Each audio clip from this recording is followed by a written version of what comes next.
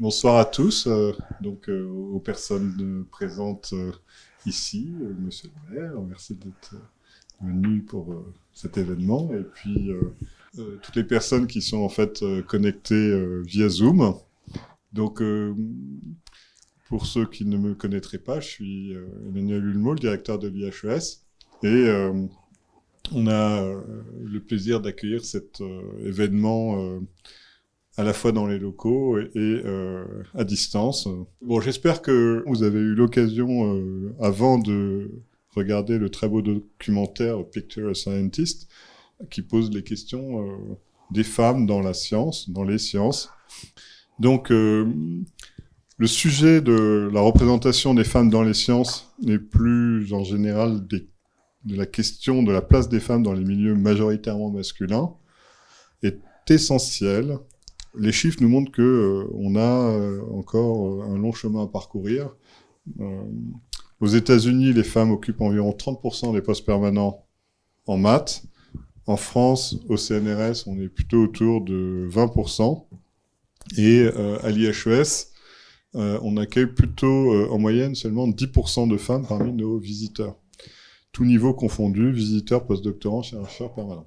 Donc, on sent bien que il y a des choses à faire. On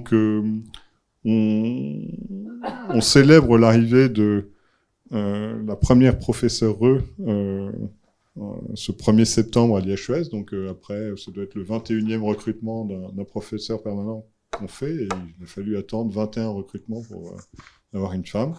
Et on sent bien que ce n'est pas la fin de on n'a pas fait le tour de la question, et on se dit que pour avancer dans notre réflexion, on a décidé d'organiser une série de 3 événements dédiés à ces sujets, et le premier ce soir est organisé en partenariat avec la Fondation mathématique Jacques Hadamard, que je remercie, et je remercie son président Pascal Nassar. Et donc notre souhait à travers ces initiatives, c'est d'identifier des actions concrètes que l'on peut implémenter ici à l'Institut,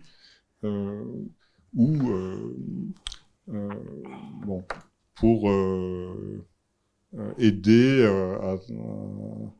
à offrir aux chercheuses, aux chercheurs présents à l'Institut ou à l'Université Paris-Saclay des conditions favorables pour leur environnement de travail, leur épanouissement scientifique. Et on considère évidemment qu'on a tous à gagner à une science plus inclusive, où la possibilité est donnée à chacune et à chacun de contribuer à l'avancement des connaissances. Et pour nous, le point clé, c'est que on a besoin de tous les talents en sciences, et qu'on ne peut pas se permettre de se priver de la moitié de l'humanité pour notre discipline. Donc, c'est vraiment un plaisir d'accueillir aujourd'hui Martine Liotto. Donc, c'est assez difficile de résumer le parcours de Martine en quelques mots. Je dirais rapidement que Martine est banquière d'affaires, business angel, entrepreneur et philanthrope, et présidente de Women Initiative Foundation. Et depuis plus de 10 ans, Martine œuvre à soutenir la place des femmes dans la vie des entreprises et plus globalement à développer une diversité qu'elle estime nécessaire dans le monde actuel et qu'elle considère comme une responsabilité collective.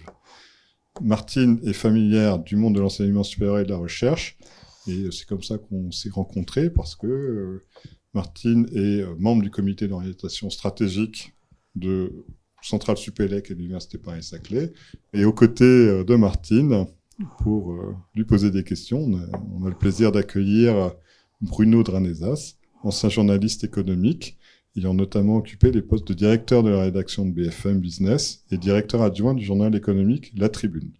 En 2005, il a rejoint le groupe de production de conseil et de contenu Elephant en tant que directeur des stratégies éditoriales.